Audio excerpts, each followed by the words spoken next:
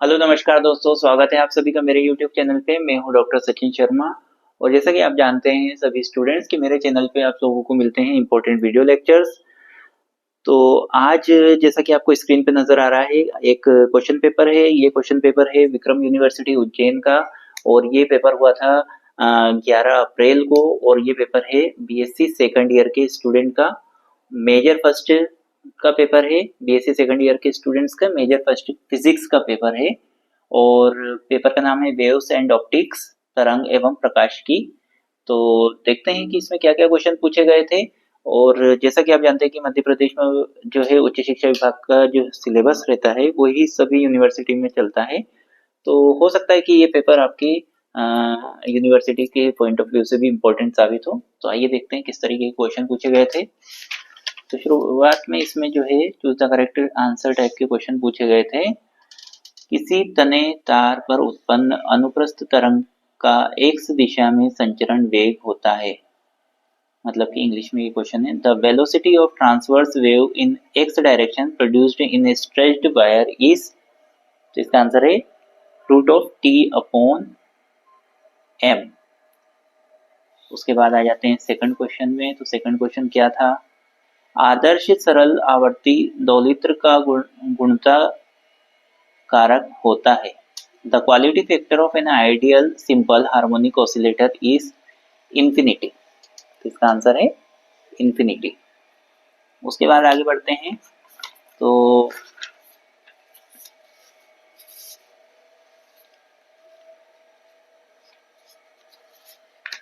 अगला क्वेश्चन है, फेब्री पेरा व्यतिकरण मापी में किन्हीं दो क्रमागत व्यतिकारी तरंगों में मार्ग अंतर होता है। In Fabry Perot interferometer, the phase difference between any two consecutive interfering wave is। इसका आंसर है 2 pi upon lambda 2t cos r। B इसका सही आंसर है। अगला क्वेश्चन है, प्रिज्म की विभेदन क्षमता बराबर है। The resolving power of A prism is t t multiplied by d mu upon d lambda. उसके बाद में अगला क्वेश्चन है, एक अक्षीय धनात्मक क्रिस्टल में क्या होता है। मतलब कि इंग्लिश में ये है, in an uniaxial positive quartz crystal is mu zero smaller than mu e. उसके बाद में अगला क्वेश्चन है, शॉर्ट आंसर टाइप क्वेश्चन है। पहला क्वेश्चन है, लिसाजू आकृतियों के उपयोग समझाइए। Explain the uses of Lissajous figures. फिर दूसरा क्वेश्चन है, एलसीआर चलित दोलित्र में धारा का मान प्राप्त करने हेतु व्यंजक प्राप्त कीजिए। Obtain an expression for current in LCR forced oscillator. उसके बाद में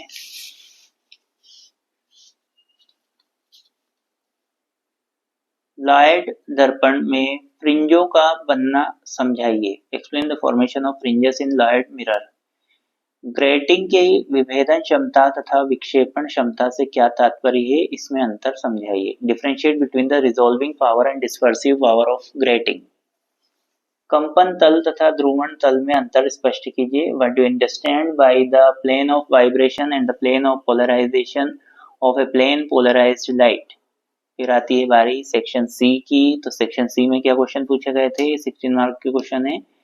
प्रगामी तरंग की ऊर्जा घनत्व तथा तरंग तीव्रता का व्यंजक प्राप्त कीजिए। Obtain the expression for energy density and wave intensity of progressive wave. अगला क्वेश्चन है, प्रणोदित दोलित्र द्वारा क्षति अवशोषण की व्याख्या कीजिए। Explain the power absorption by forced oscillator. अगला क्वेश्चन है, एक वर्णी प्रकाश के परावर्तन द्वारा न्यूटन वलय बनने का वर्णन कीजिए तथा इसे समझाइए। Describe the formation of Newton's rings by the reflection of monochromatic light and explain it.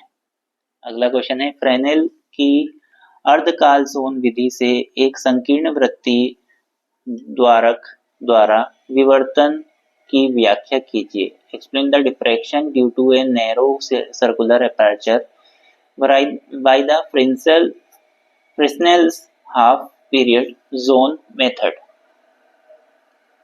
अगला क्वेश्चन है, निकोल प्रिज्म की संरचना एवं कार्य विधि को समझाइए। ये एक विश्लेषक के रूप में किस प्रकार उपयोग में लाया जाता है। Describe the construction and working of Nicol prism. How can it be used as a polariser and analyser. तो ये थे क्वेश्चंस दोस्तों, और मैंने जो है आप लोगों के लिए इम्पोर्टेंट क्वेश्चंस के लिए की जो है पूरी प्लेलिस्ट तैयार की हुई है अलग अलग सब्जेक्ट की। आप चाहें तो वो मेरे चैनल पे जाकर के देख सकते हैं प्लेलिस्ट में। और इन ओल्ड क्वेश्चन पेपर की भी सीरीज मैंने तैयार करी हुई है, उसके भी प्लेलिस्ट बनाई हुई है। तो अगर आपको चैनल अच्छा लगता है तो चैनल को सब्सक्राइब कीजिए, अपने दोस्तों के साथ भी इसको शेयर कीजिए। मिलते हैं नेक्स्ट वीडियो लेक्चर के साथ में, तब तक के लिए नमस्कार, धन्यवाद।